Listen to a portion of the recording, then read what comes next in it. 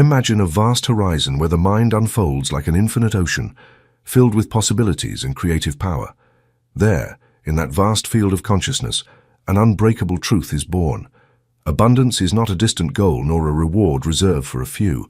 It is a state of being, an essence that vibrates in every atom of the universe. In this text, you will delve into the profound and transformative wisdom of Emmet Fox, one of the most influential spiritual thinkers of the 20th century. Through his words, you will learn to see prosperity not as the result of struggle or accumulation, but as a natural manifestation of a mind aligned with universal harmony. Prepare yourself for a journey that will lead you to dismantle the limiting beliefs that have held back your greatness. You will discover that the power to attract well-being, success, and happiness lies within you, waiting to be awakened. Allow these teachings to ignite a flame of certainty and empowerment in your heart. Open your mind and spirit, for you're about to experience a transformation that will redefine your way of perceiving the world and yourself. Welcome to the beginning of a prosperous, abundant, and fulfilling life. The world has made money either a cruel master or a feared enemy. It is pursued with anxiety, condemned with guilt, and desired with shame. It has been taught that money is the root of all evil, when in truth, evil does not lie in money itself, but in the consciousness that distorts it. For in its purest essence, money is nothing more than the tangible manifestation of an invisible spiritual principle, the principle of divine supply. When you look at the universe with awakened eyes, you discover a truth that completely transforms your relationship with matter. God is order. God is fullness. God is provision. Nowhere in creation is there lack. The sun does not measure its light. The sea does not limit its waves. The air does not count its breaths. Everything flows from the source in an uninterrupted expression of sufficiency. And if you are a child of that same principle, made in its image and likeness, why would anything be lacking for you? Scarcity is not a condition established by God, but an experience generated by the human mind's disconnection from spiritual truth. It is a misperception, an inner fog that has become collective. But when you begin to remember who you are, when you recognize that the only source of all good is God, and that this source is within you, scarcity dissolves like a shadow before the light. This book is not a treatise on economics, nor is it a magical formula to attract money.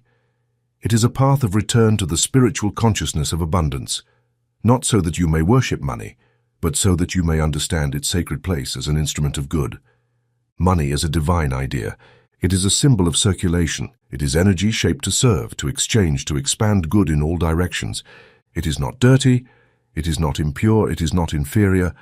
It is as spiritual as a prayer when it is born from an elevated consciousness. I have seen righteous souls live in hardship, because they have not known how to accept the good that God has prepared for them. And I have seen others surrounded by material possessions, yet empty of purpose, enslaved by the fear of loss, trapped in the false power of soulless matter. Both conditions are extremes of the same error, forgetting that provision is not in things but in consciousness. True prosperity does not begin with an income, but with an idea, and that idea is clear. All good comes from God, and God dwells within me. When you assimilate this truth, work is no longer struggle but expression. Money is no longer a fight but a reflection. Provision is no longer chance but manifestation. Your life ceases to be driven by necessity and begins to flow with inspiration because you have discovered that wealth is a state of the soul before it is a number in an account. In these pages, we will walk together through the eternal principles that make money a sacred tool. You will learn to think rightly about supply, to affirm with power the truth of your prosperous being, to release the limiting beliefs that have blocked the flow of good, and to become not one who begs but one who expresses. For God does not give from the outside, God expresses from within, and when that expression is allowed to flow without resistance, it translates into opportunities, open doors, exact resources, unforeseen paths, and constant abundance, not as a reward for your goodness, but as a consequence of your alignment. This is not a book to make you rich. It is a book to remind you that you already are, for you were created by the infinite source, and the infinite does not give birth to limitation. Abundance is not a privilege of the few, nor a future promise. It is your spiritual inheritance, available now, if you are willing to claim it with faith, understanding, and love. There is no power outside of you that determines your provision. There is only one law, one consciousness, one source, God within you. And when that God begins to act freely through your thoughts, your words, and your actions, the material world that once seemed closed will open, align, and serve you. You were born to live in peace, in purpose, in provision, not to survive, but to express the abundance of the kingdom. And this book is a key that does not open an external chest, but the inner chamber where the true treasure has always been kept. Your awakened consciousness. Now take this key with love and let us begin together this journey back to divine supply. The invisible gold is waiting for you, and you are ready to remember it. The Mind of Abundance, Prosperity as a State of Being, by Emmet Fox. We have noticed that over 90% of those who visit our channel are not subscribed. You can support this project by pressing the subscribe button and giving the video a like. Thank you for inspiring us to continue creating more and better content for you. Are you ready to transform your life? Chapter 1. God is your provision, the only source of all good. The most important and often most forgotten principle of spiritual supply is this: God is your only provision, not one of your sources, not one help among many, the only one. The fundamental error of the human mind is attributing its sustenance to external factors: a job, a business, a person, a government, a contract, an inheritance. And as long as that belief remains active, consciousness will live enslaved by the fear of loss, the anxiety of obtaining, and the conflict between what is and what might be lacking. God is not a religious idea. He is the first cause of all good. He is not a being who distributes favors according to secret criteria. He is the unchanging principle of total and present good. When it is said that God is your provision, it is not a statement of hope, but an eternal truth. Every manifestation of well-being that has come into your life, every coin, every meal, every opportunity, has, in its deepest root, been an expression of the one and only source, God Himself. But the conditioned mind does not see it this way. It believes that if the job is lost, so is income. It believes that if a person leaves, so does sustenance. It believes that if the market crashes, its value crashes with it. And that belief generates fear, and that fear cuts off the flow. Because spirit cannot manifest freely in a consciousness bound by fear. As long as you believe that your provision comes from things, you will constantly struggle to keep them. But when you discover that provision comes from consciousness aligned with God, you stop being afraid. And the law begins to work without obstacles. You were not made to depend on the world. You were made to govern it from within. Not through control, but through alignment. Not through effort, but through understanding. God does not need intermediaries to bless you. God does not wait for external conditions to provide for you. God expresses Himself the moment your mind allows it. And that expression can take the form of money, yes, but it can also come as an idea, an open door, a person who appears, an unexpected solution, or an inspiration worth more than 1,000 methods. Supply is not money. It is divine energy that takes form according to the channel it finds available. When you recognize this, you begin to live from trust. You stop seeking security outside and start generating security from consciousness. And then, even if everything in the external world changes, you remain at peace because you know that the source is within you, not outside of you. The world may change, economic systems may fluctuate, visible sources may disappear, but true provision does not run out, does not hide, does not retreat. It remains alive, available, present, waiting for you to recognize it as your own. Jesus lived from this consciousness, and He had no job, no property, no bank account, yet He lacked nothing, because He knew and lived the truth that sets free. My Father and I are one. And when you need provision, that is the only true prayer. God and I are one, therefore all I need is already given. Do not ask for money to come. Ask to see that the source is already within you. Do not beg for an opportunity. Declare that God is guiding you to the perfect channel, and do not plead for help. Affirm with faith that good is working now silently in the unseen. The first step toward a prosperous life is not earning more, nor changing jobs, nor finding a new system. The first step is recognizing, without hesitation, that God is your only provision and that this provision has no limits because spirit does not know lack. There is no economic crisis in the divine mind. There is no inflation in the kingdom of heaven. There is no debt in the awakened soul. Everything you need already exists in spiritual form, and that spiritual form can materialize in 1,000 different ways if your mind stops obstructing it. The channel is secondary. The source is primary. It does not matter how it comes. What matters is knowing that it comes, because God cannot fail to be who He is. Begin to declare, God is my eternal provision. Good flows to me from all directions. Nothing and no one can separate me from the source. I am in unity with abundance now. Repeat these truths not as magic formulas but as keys of consciousness. Every time you say them with faith, you are tearing the veil of illusion and allowing the light to enter where there was once shadow. God does not withhold. He waits for you to recognize. God does not punish. He responds to your vibration. And when your vibration says, I trust, I know, I accept, then what seemed blocked is released. You do not need conditions to change. You need to change consciousness. And when you do, you will see that conditions naturally follow this new direction. Because abundance does not come to you. It flows from you. And that is the highest truth about provision. God is your provision, the only one, the eternal one, the sufficient one, the present one. And when the mind accepts this without reservation, the world, the obedient reflection of your inner state, begins to multiply bread where there was no wheat, open paths where there were walls, and release the concrete manifestation of good that has always been waiting for you to recognize it as your own. Chapter 2. The consciousness of wealth, thought, feeling, and vibration aligned with the law. True wealth does not begin with a sum of money or a favorable circumstance. It begins with an inner state. This is what we call the consciousness of wealth, and it is the true foundation upon which every lasting manifestation of provision is built. It is not about thinking of money. It is not about repeating empty phrases. It is not about pretending prosperity. It is about aligning thought, feeling, and vibration with the law of good. Because like attracts like, and the universe does not give you what you ask for with your lips, but what you hold within your inner energy. Every person lives surrounded by an invisible atmosphere, a vibrational field generated by their habitual way of thinking and feeling. That field is a magnet, an antenna, a continuous broadcast that intertwines with the creative forces of the universe. If that atmosphere is filled with fear, scarcity, unworthiness, or struggle, then even if you work hard, you will be blocking the entry of good. Not because good does not exist, but because your consciousness is not aligned with its frequency. That is why poverty is not merely the lack of money, it is a mental attitude. And wealth is not just material abundance, it is a deep vibration of sufficiency, gratitude, peace, and openness. When you think of wealth with peace, feel abundance with joy, and vibrate in unity with universal provision, you are operating from the consciousness of wealth. And in that state, external conditions have no choice but to reflect what is already established within you. It is not about pretending prosperity.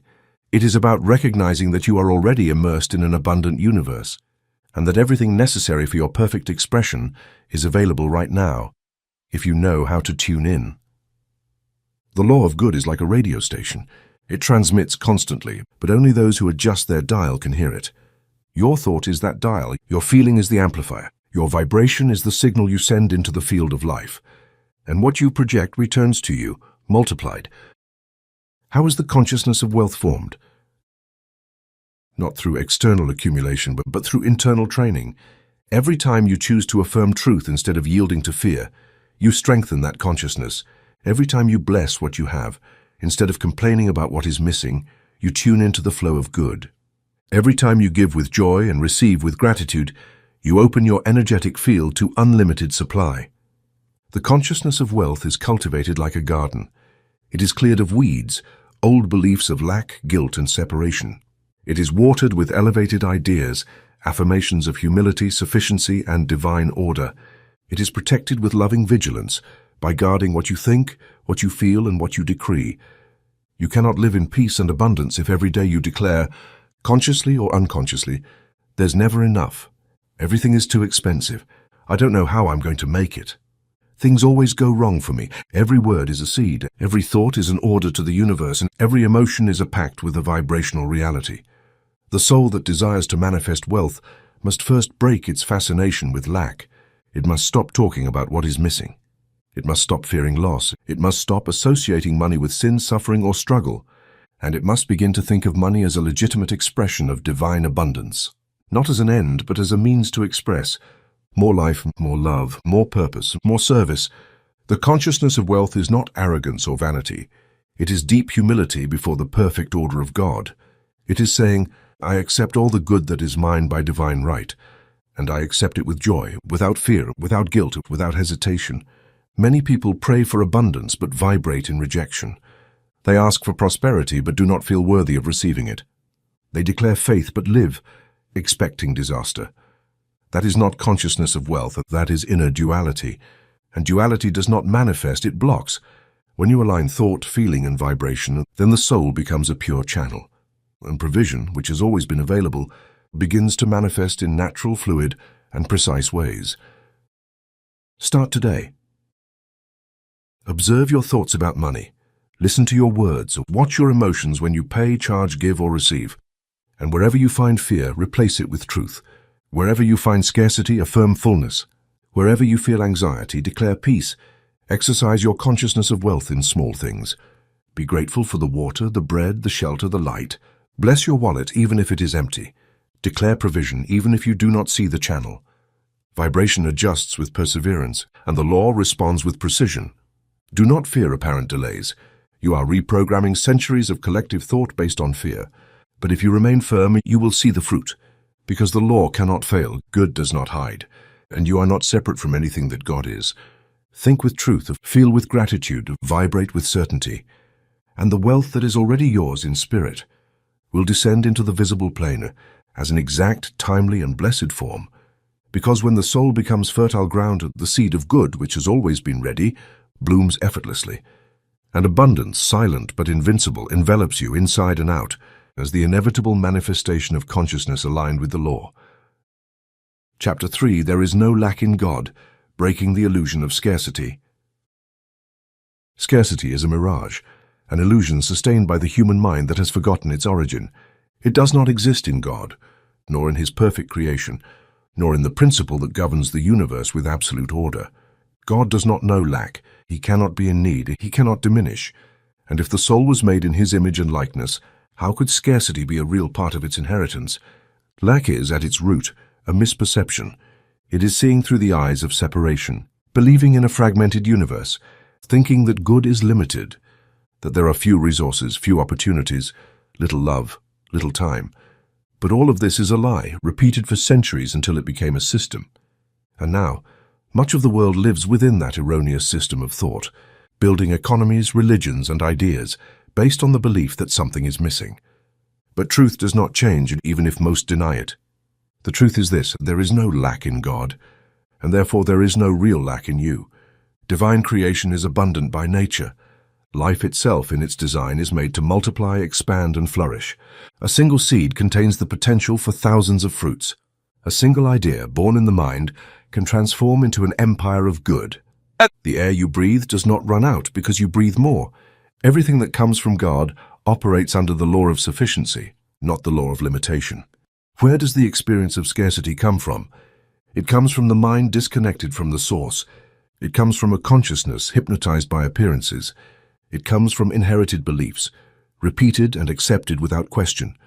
And that mind, when it holds thoughts of, I don't have it, I can't, it's never enough, it's too hard, it creates a vibrational field that blocks the natural flow of good. Scarcity is not divine will, it is a mental manifestation. It is a fog that prevents you from seeing the fullness that is already present.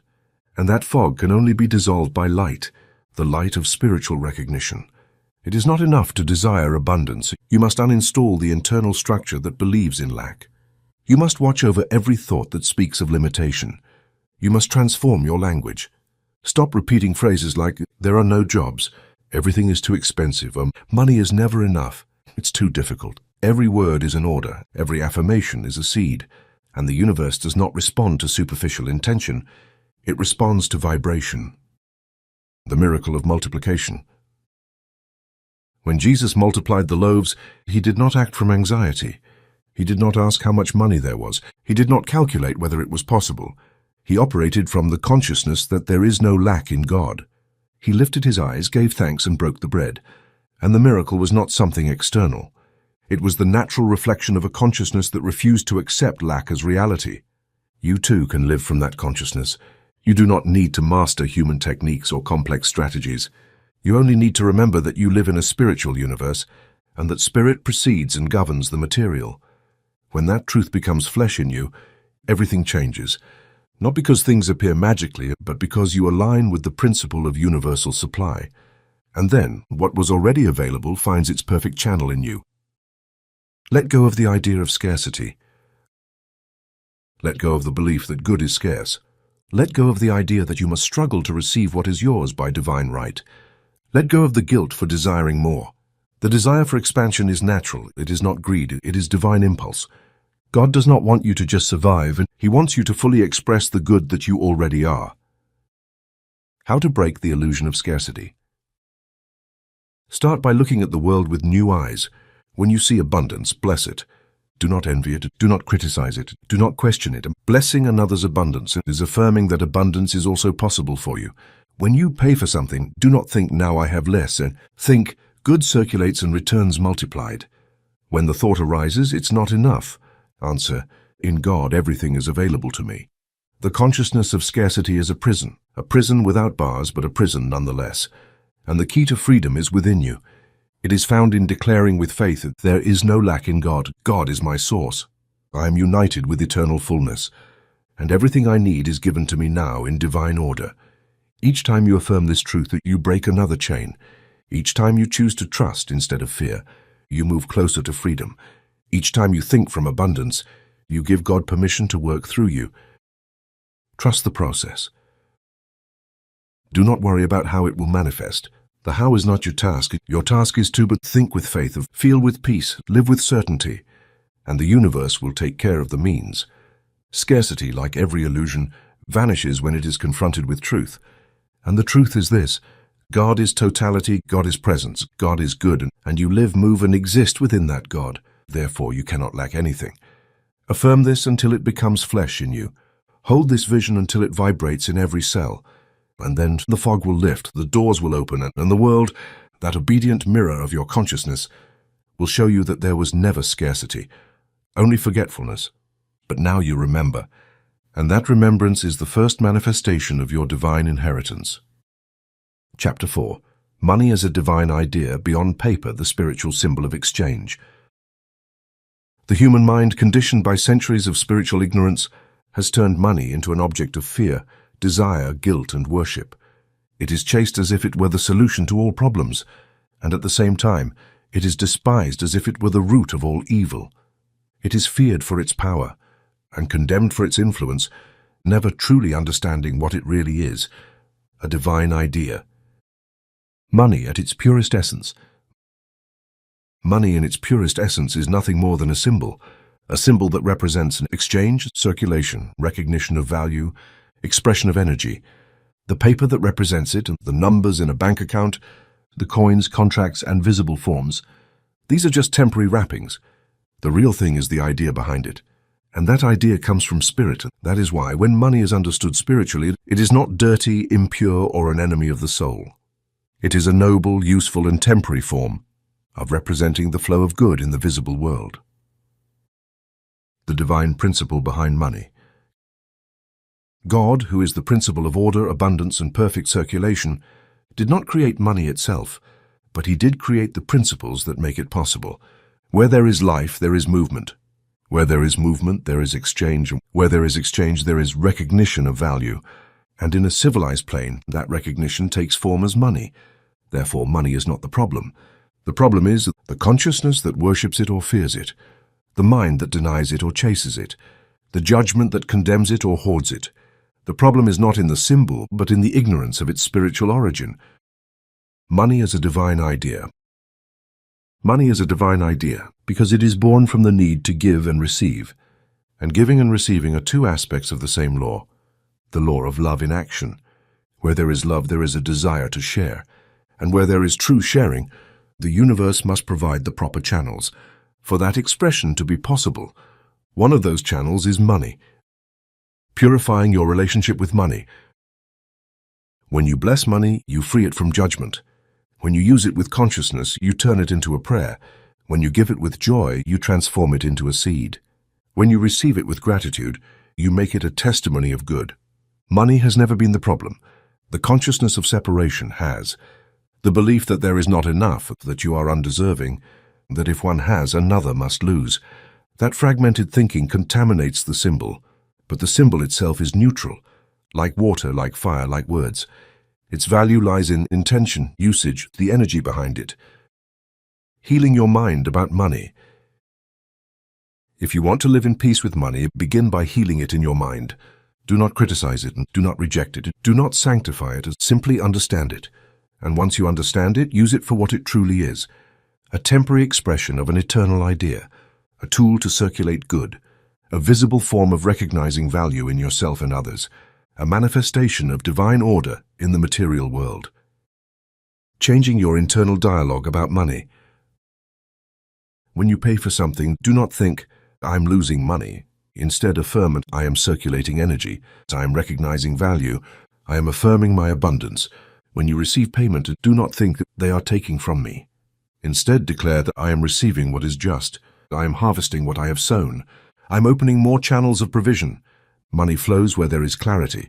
It stagnates where there is fear. When you see money as a divine idea, you free it from all emotional burdens. And then, it can circulate freely in your life, not as a goal, but as a reflection. Not as a god, but as an instrument.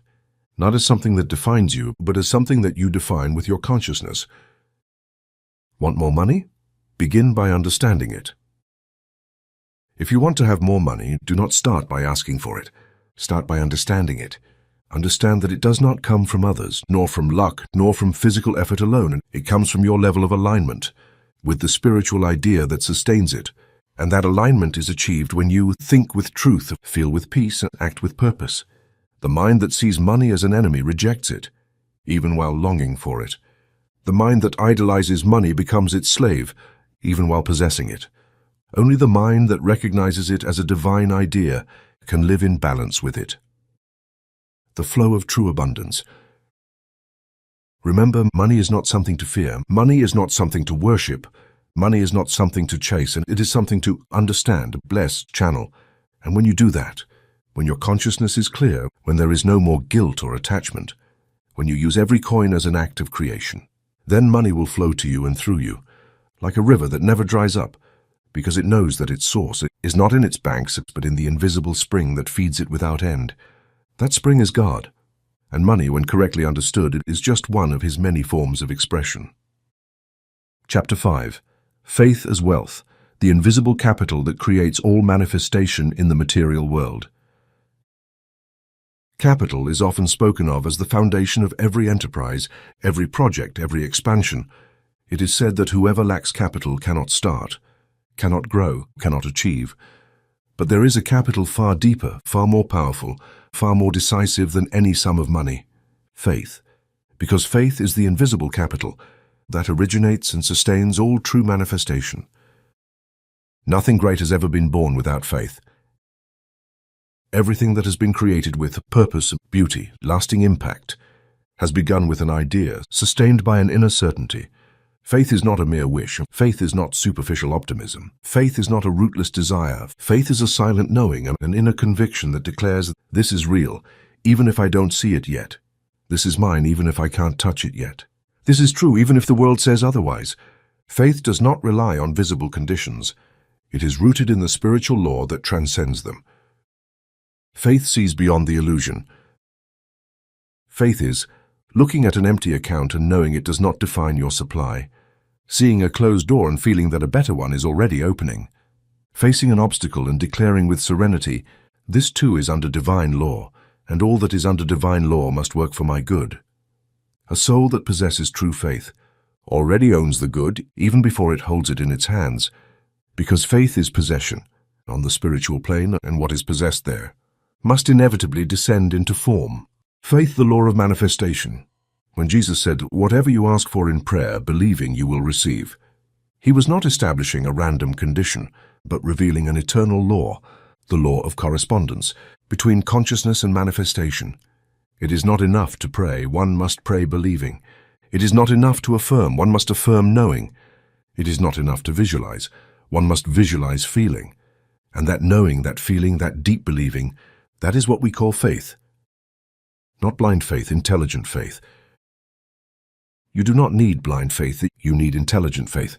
Faith that knows the principle, faith that has observed how the spiritual law responds with precision, faith that has been exercised in small things, and therefore trusts in great ones. Each time you have declared something with certainty, and later seen it fulfilled, you have accumulated spiritual capital. This capital cannot be seen, but it operates with more power than any number in a bank. Faith as an investment. Faith is an inner investment, and like any investment, it grows with use. It strengthens when it is put into practice. It expands when it is not interrupted by doubt. But beware, doubt is the expense that depletes faith. Fear is the interest that silently consumes it. Complaint is the leak that weakens its energy. However, the aligned thought, the affirmative word, the feeling of anticipated gratitude, these increase its value and multiply its effect. No limits to faith, because there are no limits to divine law. Faith has no limits because the law it activates has no limits. But faith is not demand. Faith is not pressure on the divine. Faith is openness, receptivity, and trust. Faith is declaring yourself ready to receive. Faith is aligning yourself with the idea that it is already done, and then walking as if it were already reality, speaking as if you already had it, giving thanks as if it had already arrived. You don't need money to start, you need faith. Many believe they need money to begin, but what they truly need is faith, because faith, when held with integrity, will bring the money, open the doors, align the right people, allow the ideas to flow, clear the path. Money can be lost, opportunities can change, human support can fail, but true faith is unshakable, and whoever possesses it is never without resources, because they know that the greatest resource is in their own consciousness. Begin right now, regardless of external conditions. You can begin right now. It doesn't matter what you have externally. Begin by affirming that God is my source. I believe in divine law.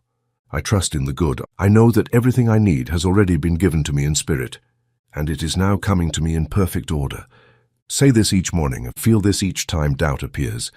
Declare it when you don't see the way, and you will see the way appear.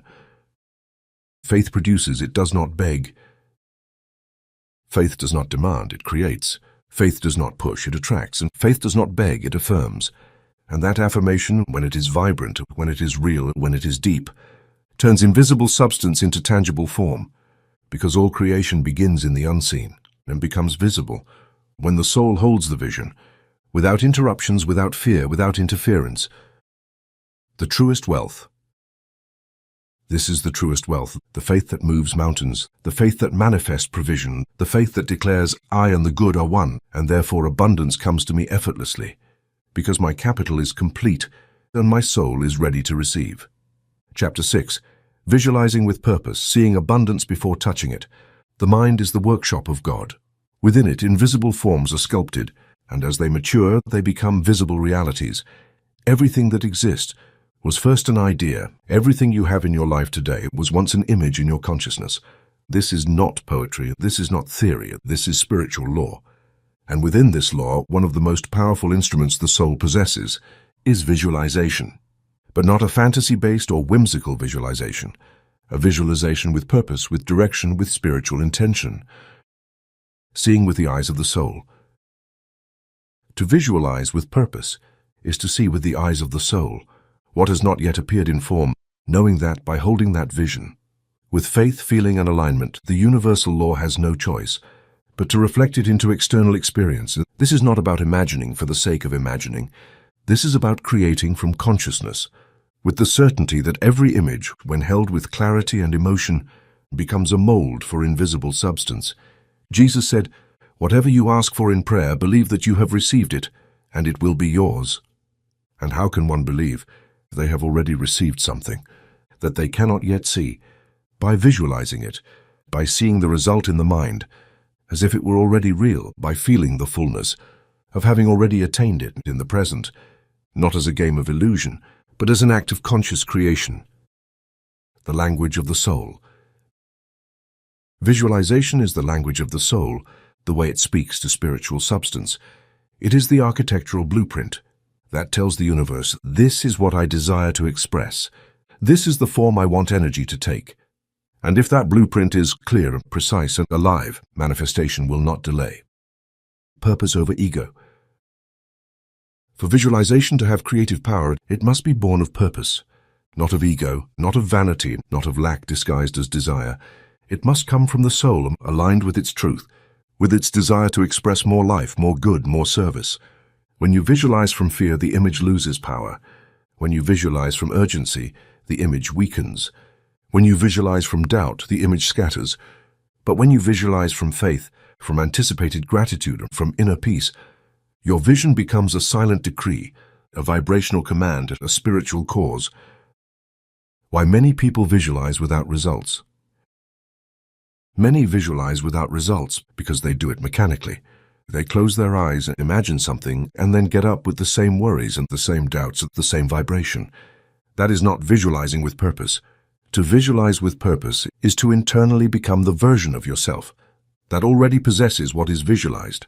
It is to assume the state of being that aligns with the reality you desire, and that assumption is not pretending, and it is inner transformation.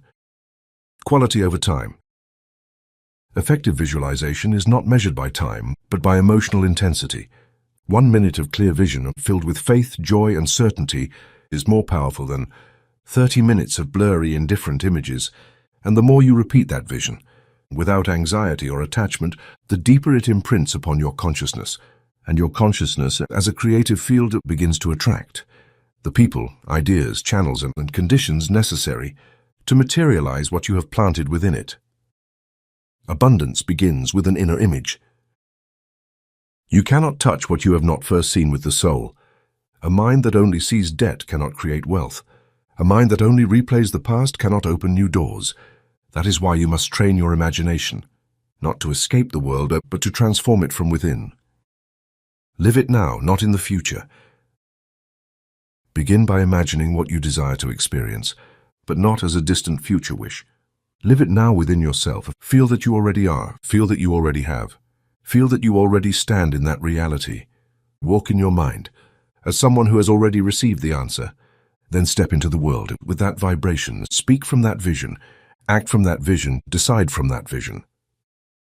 Protect your creative power. Do not rush to tell others. Creative power grows in silence. Let your soul nourish it. Let your faith seal it. Let your alignment sustain it. And one day, when you least expect it, that inner vision will have descended into visible form, a natural fruit of an invisible seed that you yourself nurtured with your attention, with your emotion, with your conviction. Visualize with purpose. Do not ask from need, create from fullness. Do not imagine for entertainment, see to affirm in substance. And remember, you are not inventing something from nothing. You are giving form to what already exists in the spiritual realm, waiting for a pure channel through which to express itself. That channel is you, and when your vision is clear, your purpose elevated, and your heart open, no power in heaven or on earth can stop what you have seen with the eyes of the soul from becoming your concrete experience. Because in the kingdom of God, whatever is seen with faith already is. Chapter 7, the word that will prosper, the creative power of conscious decree. In the beginning was the Word. So affirms the Gospel of John, and so has every school of spiritual wisdom upheld throughout the ages. The Word is not just a metaphor. It is the living speech, spoken with consciousness and authority, that sets the substance of the universe in motion. The Word is not an insignificant sound. It is not a mere expression of fleeting emotions. The Word is creative power. It is decree, it is law, and it is energy that organizes form. Speaking is a direct order to the universe. Every thought generates a vibration, but every spoken word amplifies, fixes, and projects that vibration into the world. Speaking is praying out loud, and every time you speak, you are sowing into the invisible field of creation. The universe does not respond to what you wish for vaguely. It responds to what you affirm with certainty, to what you decree with intention, to what you hold as truth through your words. God spoke and it was done, and you, made in the image and likeness of that same God, also create when you speak, not by whim, but by universal law. Every word is a seed, and every seed produces according to its kind. If you sow words of lack, doubt, complaint, or fear, you will reap their corresponding forms. But if you sow words of truth, abundance, gratitude, and certainty, life will precisely obey. The law does not distinguish between a joke, a lament, or an affirmation. It responds to the energy behind them. And if your energy is one of faith, if you speak from an aligned soul, if you decree from a consciousness of good, Then your word will prosper in that for which it was sent. This is not mere positive thinking. This is not suggestion. This is not self-hypnosis. This is not superficial positive thinking. This is the understanding that the word is the instrument by which consciousness expresses itself in form. Many pray with beautiful words, but then spend the rest of the day decreeing the opposite. Things are hard. Everything is going wrong.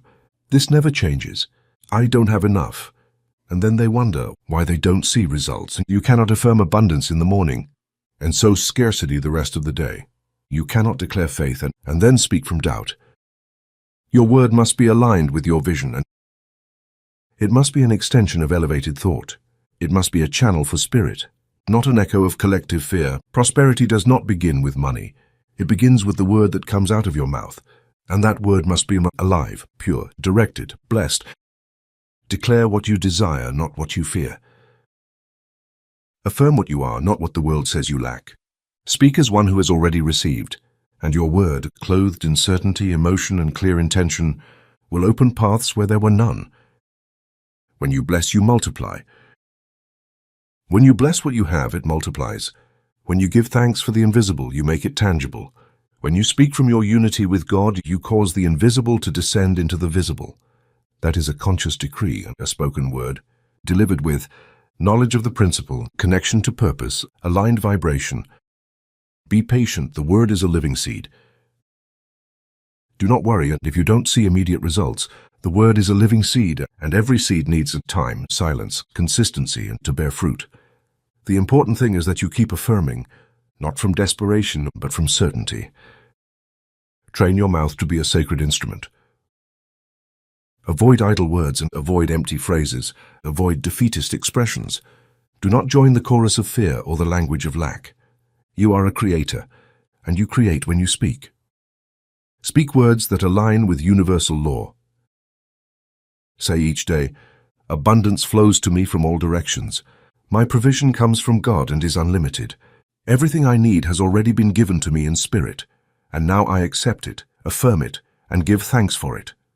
Speak these words, not as one who hopes for a miracle, but as one who knows they are fulfilling a law, the law of the living word, the law of the word that does not return void, the law of the decree that creates, sustains, and transforms.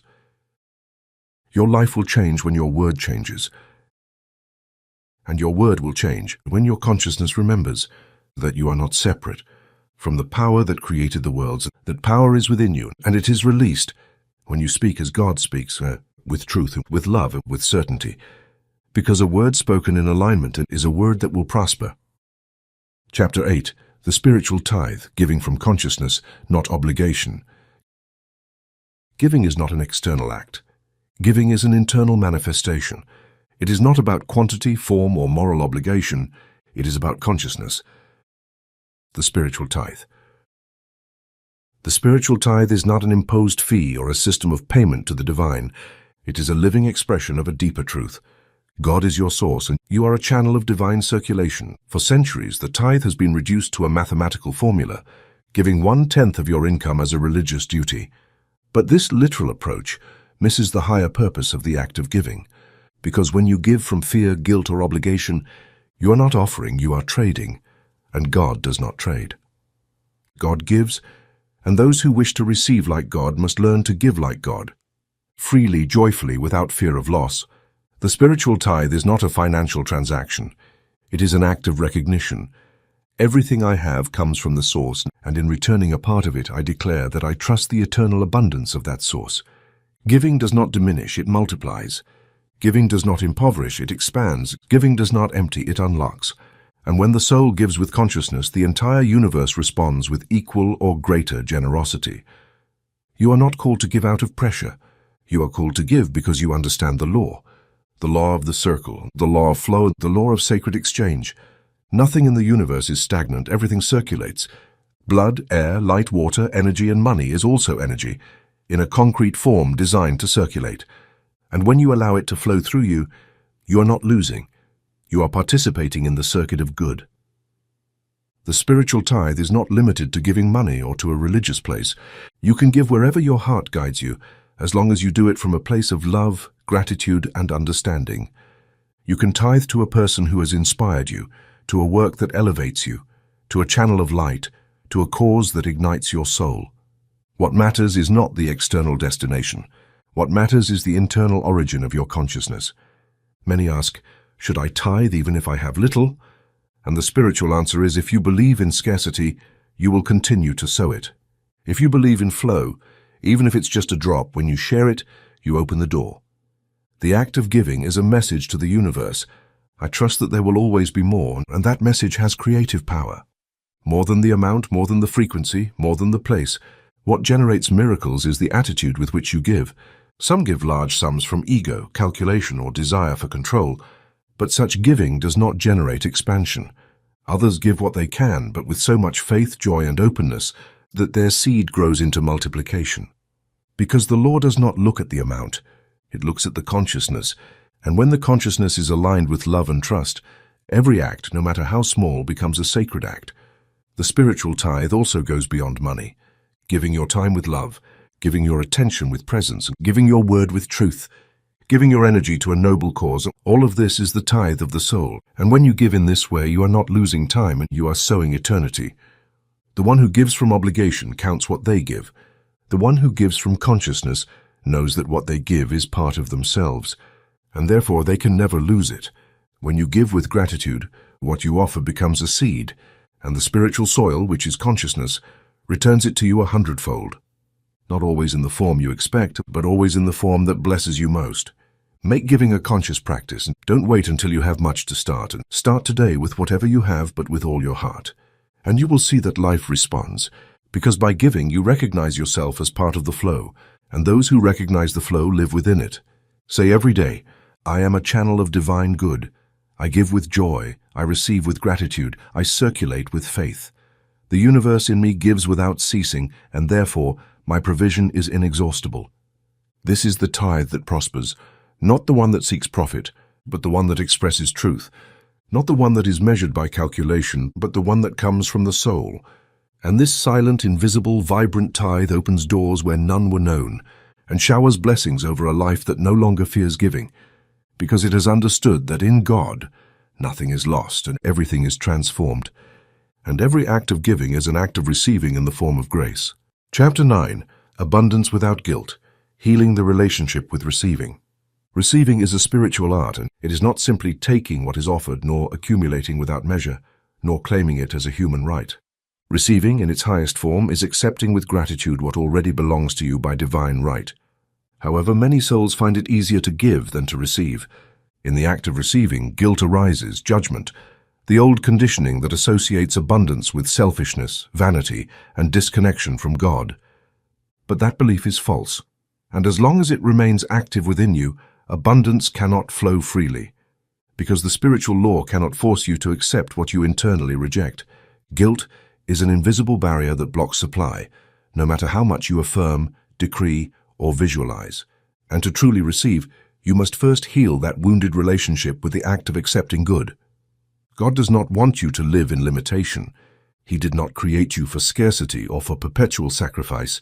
He created you in His image, and God lacks nothing. The entire universe exists in balance, in beauty, in constant expansion, and you are part of that universe. You are not here to survive on the minimum, but to express to the fullest the fullness that already dwells in you. But for that, you must allow yourself to receive without guilt, receive without justifying, receive without hiding, receive without thinking that by doing so, you are taking from another. Abundance does not run out because you accept it. God does not distribute the good sparingly. The good is unlimited and personal, and every time you reject something good because you feel unworthy, you are rejecting God in you. You learned that being spiritual meant renouncing, that detachment was a virtue, but receiving was dangerous. You were taught to give but not to accept, to sacrifice but not to flourish. And that teaching, although born from good intentions, does not reflect the truth of the kingdom. Jesus did not live in opulence, but neither did He live in scarcity. He had what He needed when He needed it, and He never felt guilty for multiplying loaves, nor for accepting expensive oil on His feet, nor for sleeping under a roof when others followed Him into the fields, because He knew who He was, and He knew that supply was not a privilege but an expression. Receiving abundantly does not make you less spiritual. It makes you more available to serve, to create, to share. What good is it to desire to help the world if you cannot sustain your life with peace and sufficiency? What good is it to pray for prosperity if, when it manifests, you feel shame or discomfort in receiving it? Healing the relationship with receiving begins with an act of forgiveness. Forgive yourself for believing you were unworthy. Forgive yourself for rejecting the good that was already yours. Forgive yourself for associating abundance with selfishness. And then begin to affirm with power, I am worthy of receiving the good. It is mine because I am one with God. Receiving with gratitude is my embodied prayer. Receiving with joy is my way of honoring the source. When someone gives you something, do not minimize it. Do not say it wasn't necessary. Do not devalue it with automatic phrases. Receive it as one who honors the channel through which God expresses. And by honoring it, you multiply it. Remember that what you accept with gratitude grows, and what you reject with guilt moves away. You do not need to justify your well-being. You do not need to explain your joy. Your mere existence aligned with truth is reason enough for good to flow toward you.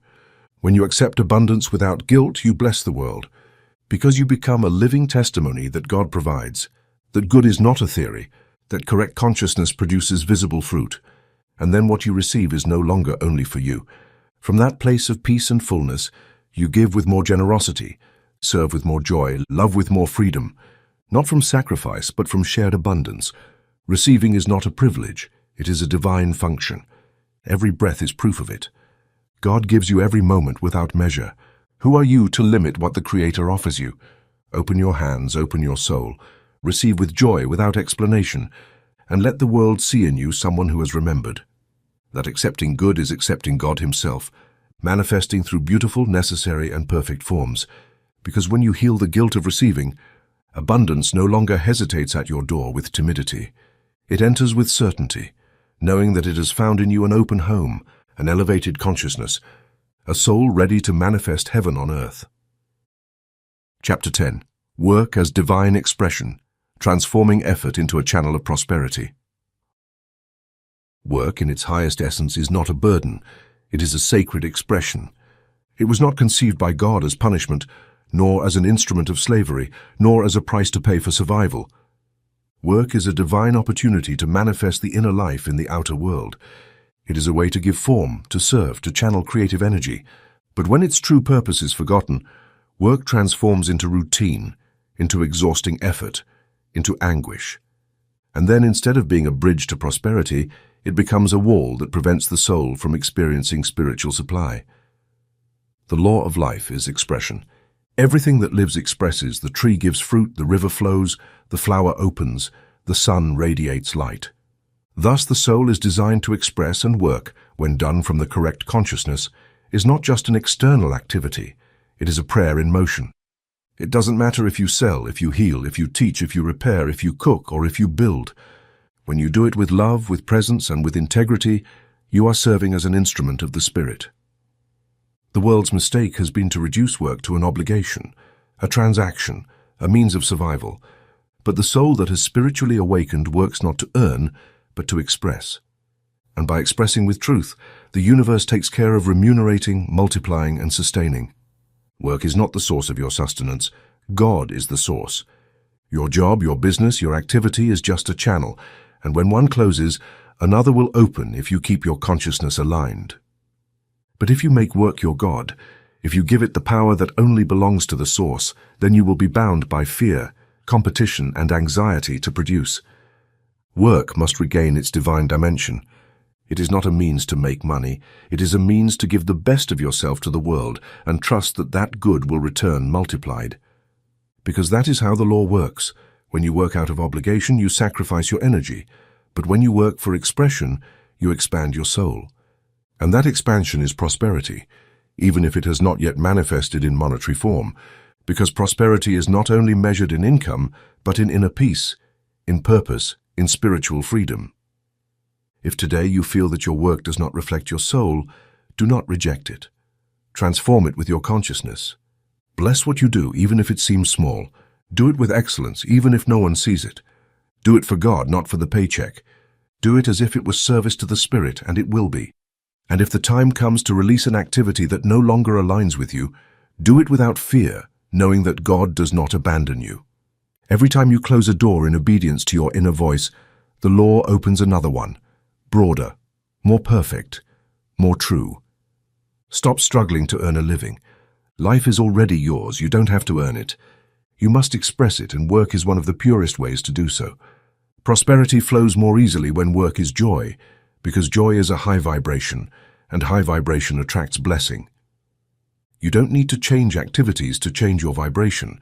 Change your inner attitude first, and you will see how the activity transforms or is replaced by a better one. If you have worked with suffering, forgive that past. Forgive yourself for thinking that effort was the only way. Forgive yourself for selling your energy to fear, and begin today a new relationship with your love. Declare, my work is a channel of divine good. I serve with joy, I give the best of myself, and the universe will reward me with love, with peace, with abundance. That is working as God works, not from need but from fullness, and not from fear but from trust, not to accumulate but to express. When you see your work as an active prayer, as a vehicle of the soul, as a sacred act, then effort will cease, and in its place, inspiration will flow. The certainty that you are exactly where you need to be, doing what the Spirit has given you to manifest, will emerge, and money will come, opportunities will arrive, and paths will open. Because the universe always supports the soul that works from truth, and has remembered that to serve with love is already, in itself, the highest salary in heaven and earth. Chapter 11. The Law of the Circle. Everything you give returns multiplied. Nothing in the universe is lost. Everything you emit, whether you think, feel, do, or give, makes a complete circle and returns to you in a similar form, multiplied. This is one of the most sacred laws of life, and its spiritual name is the law of the circle. It is not punishment nor reward. It is not moral judgment. It is vibration and cause. Once understood and applied with awareness, this law radically transforms your relationship with everything you give, especially your energy, your time, your love, your money, and your thoughts. The universe is not linear. It is circular, and the energy that goes out returns. The good you sow blooms. The love you give amplifies. The generosity you practice comes back to you in the form of unexpected provision, open doors, and surprising opportunities. And most importantly, all of this happens not by chance but by law. You cannot truly give something without receiving. Just as you cannot hold a sustained thought of scarcity without experiencing its reflection, life returns what you are, not just what you do. Because every action has a soul, the intention that originates it, and it is that intention that determines the vibrational quality of what you have sown. If you give expecting immediate reward, the circle is interrupted. If you give from guilt, you generate emotional debt. If you give with joy, with detachment, with understanding of the law, your sowing is pure and the harvest is sure. This applies to money, yes, but also to the words you speak, the energy you offer, the judgments you emit, and the attitude with which you face life. Everything goes out and everything comes back. And when it returns, it comes back multiplied. So do not fear giving, and do not fear sowing love, even if it is not immediately reciprocated. Do not fear offering the best of yourself, even if it doesn't seem valued, because the Lord does not forget, and what is sown in the invisible blooms in the exact time in the visible. When you help someone sincerely, you are helping yourself in another form. When you share a word of light, that same light strengthens you first. When you give money with gratitude, you bless your own provision. You are not losing, you are circulating, and what circulates is renewed. Look at the sea. Where is its abundance? In the flow, in the tide that comes and goes, in the constant movement. Stagnant water rots, stagnant money rots. Retained love withers. Unexpressed forgiveness becomes a weight. You are designed to be a channel, not a deposit. The law of the circle does not flow through those who retain, accumulate out of fear, or disconnect from the movement of life. Abundance belongs to those who understand that giving and receiving are the same act in different directions. There is no small act. Giving a smile is sowing joy, giving attention is sowing connection, giving understanding is sowing peace, and all of that returns to you multiplied. Not always from where you sowed, but from where your consciousness is prepared to accept. Make giving a spiritual practice, not as an obligation, but as participation in the harmony of the universe. Not as a strategy to get, but as a natural expression of one who has understood that to live is to be circular. Say with intention, I give from fullness, I give with joy, and everything I give returns to me multiplied. Nothing is lacking because everything that flows from me returns to me in greater measure. This affirmation aligns your energy with the law, and from that alignment, what once seemed like effort becomes fluidity. Give your talent, give your love, and give your service. Give your contribution to the world without expecting the return to come in the same form, but knowing it will come. Because what goes out with truth always returns with power. Do not ask yourself, is it worth giving? Ask yourself, am I willing to receive what I have sown? And if the answer is yes, then keep sowing. The circle is perfect, the law is faithful, and God, who is its source, never leaves without harvest those who sow with an awakened soul. Chapter 12. Gratitude as the Golden Key, the Spiritual Magnetism of Gratitude. Gratitude is not a reaction to what has been received. It is a creative force, a vibrational attitude that precedes blessing and makes it possible. While the world considers it a response after the good has manifested, spiritual consciousness knows that gratitude is the cause, not the effect. It is the golden key that opens the hidden deposits of the universe. It is the secret code of the soul that has understood how the law of supply works. Gratitude not only honors the good, it calls it, attracts it, and multiplies it. When you give thanks for what you already have, you are declaring to the universe that you recognize it as sufficient, as perfect as an expression of God. And in that recognition, your vibration rises to the frequency of fullness. And when you live in the frequency of fullness, you attract more of the same, because the universe does not respond to what you say you desire, but to what you are already vibrating. To give thanks is to affirm with emotion that the good is present, even when it has not yet manifested in form. This is why anticipatory gratitude is one of the highest expressions of faith. When you thank for what you do not yet see, when you give thanks for the invisible as if it were already visible, you are proclaiming that you fully trust the law, and that trust magnetizes the manifestation. Jesus, before multiplying the loaves, gave thanks. Before the miracle occurred, he thanked. He did not ask, he did not lament, he did not doubt. He gave thanks, and by doing so, he activated the abundance that was already present in the invisible, waiting only for the vibrational permission to express itself. You can do the same. You do not need to see first to give thanks. Thank to see. Thank not only with words, but with attitude, thought, and disposition. Make gratitude a state of being, a way of inhabiting the world, a manner of walking, breathing, and looking at life. Complaining, on the other hand, closes the channels of good, not because it punishes, but because it lowers the vibration. And when your frequency lowers, you disconnect from the flow of abundance. It is not about denying what hurts, but about elevating your focus above the appearance, seeing what is as a seed, not a limit, seeing in every situation an opportunity to declare thanks. Because I know that the good is also working here, gratitude transforms the small into the great, the ordinary into the sacred, the momentary into the eternal. It is the alchemy of the soul. With it, what once seemed scarce becomes an open door. Because when you give thanks, you are saying, I am ready for more, I am open to receive. I recognize what already is, and for that, it will be given to me in greater measure.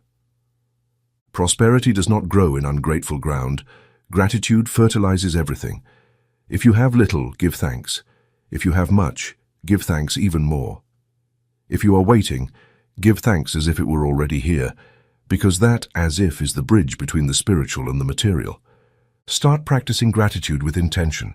Give thanks for the water, for the light, for the food, for the word, for the breath, for the opportunity to serve. Do it not as a formula, but as an act of alignment, because every time you give thanks, you align with God. And God never leaves unanswered the soul that thanks with truth. Say every morning, thank you, Father, because everything I need has already been given to me. Thank you because my provision is perfect. Thank you because I am surrounded by good. Thank you because what is coming is even greater. Thank you because the law responds to my gratitude, and today I will see miracles. This affirmation is not poetry. It is a vibrational decree. It is an order to the universe issued from the consciousness of love, and the universe listens and responds. Gratitude is not a spiritual accessory. It is the core, it is the door, it is the confirmation that you already understand how life works. And when you live gratefully, you no longer wait to be happy. You are happy now. And that happiness, That fullness, that silent recognition, turns your life into a sacred magnet, and everything that is yours by divine right begins to appear as though it has been called by name. For gratitude does not ask, it attracts. It does not beg, it summons. It does not wait, it manifests. And in its powerful silence, it activates the highest principle of supply, the knowing that everything has already been given, and that all it takes is giving thanks for it to be revealed. Chapter 13. Silence and Wealth, the inner space where provision is born. In a world that idolizes constant action, external noise, and the desperate search for results, wealth seems to be the product of visible effort, the endless race of doing without pause. But true provision, the kind that transforms life from the root, does not arise from chaos, haste, or anxiety. It is born in the most sacred and forgotten place of the soul: silence. Silence is not the absence of sound, it is the presence of God. It is the fertile ground where consciousness becomes receptive to divine ideas. It is the inner space where the mind stops speaking and the spirit begins to whisper. And in that whisper is guidance, provision, a new idea, an unexpected channel, the solution you hadn't considered. Because God does not shout, God reveals and does so in silence. Those who do not know how to stop inwardly do not know how to receive. The soul, saturated with stimuli, words, opinions, and mental noise, cannot hear the voice that provides. Without that voice, the soul is left alone before the world, trying to solve from the surface what can only be transformed from the depth. Wealth is, first and foremost, frequency, not form, and that frequency can only be received when you become one with inner silence, not an empty silence, but a silence full of presence. A silence where you stop asking and start listening, where you do not make affirmations to convince life, but empty yourself so life can reveal to you what already is. Many people pray incessantly, affirm tirelessly, and decree insistently, and though these practices are valuable, if they are not followed by silence, the sowing remains incomplete, because in silence, the soil settles, the soul becomes still, and the spiritual seed begins to take root. Without silence, the affirmation stays in the mind. With silence, it descends to the heart, and from the heart, it becomes reality. Silence is not passivity. It is the profound activity of the soul. It is the moment when your thoughts align with the divine mind and your feelings align with the truth of being. It is there where the illusion of scarcity disappears, where fears dissolve, where the channel is cleared for abundance to flow without obstacles. Practice silence as a sacred discipline. You do not need hours or complicated rituals. Just an instant of total surrender, a space where you stop trying to control, where you release expectations, where you simply say with your soul, "Here I am, show me, guide me, remind me that all is already here."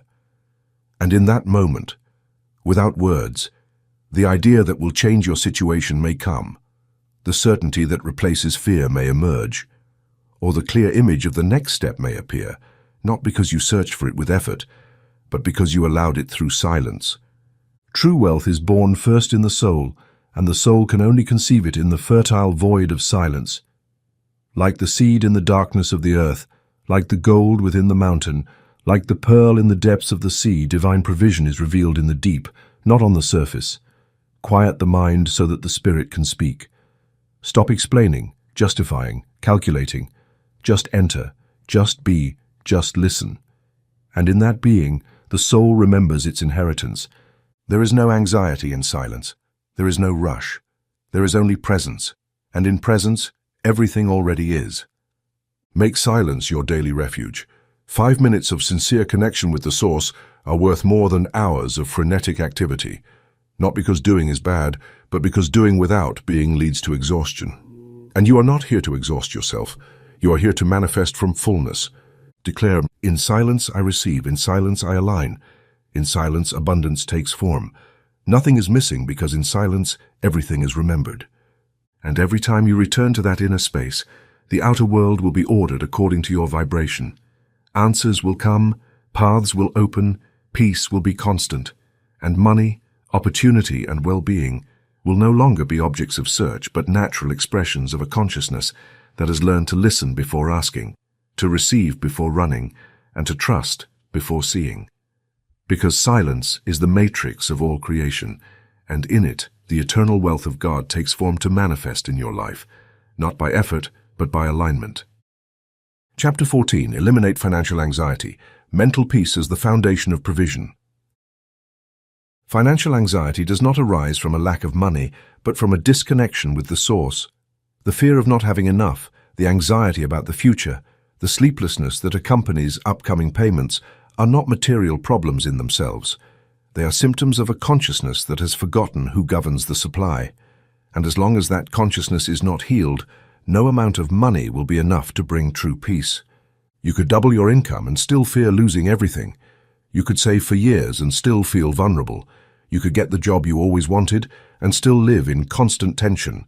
Because financial peace does not depend on what you have, but on what you believe about what you have, and most importantly, on what you believe about God as your provision. When you understand that God, the principle of absolute good, is your only real source, and that all visible forms are simply temporary channels, anxiety loses its power. You no longer depend on a job, a person, or a circumstance. Your security moves from the changing world to the unchanging presence, and from there, the soul can rest. Anxiety at its root is a lack of trust. It is believing that you are alone, that you must solve everything, that if you don't push harder you will fall. But that idea is false. You are not alone.